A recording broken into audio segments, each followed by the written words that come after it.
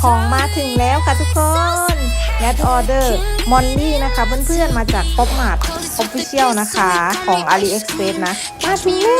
วส่งตรงมาจากจีนเลยนะคะเพื่อนๆมาถึงลอนดอนแล้วจ้าเรามาดูกันนี่น่ารักมากๆเลยค่ะเซตนี้เดี๋ยวเราจะไปแกะกันในช่องนะคะเพื่อนๆนี่จ้าคุกกิ้งมอลลี่นะคะเพื่อนๆเป็นน้องคุกกิ้งนะคะเป็นน้องในค่าต่างๆนะในห้องครัวทำแป้งคุกกิ้งนะและเคยดูรีวิวนะคะกล่องเต็มบล็อกนะคะอุ้ยนี่น่ารักมากเลยอ่ะเดี๋ยวเรารอไปลุ้นกันในช่องนะคะเพื่อนๆ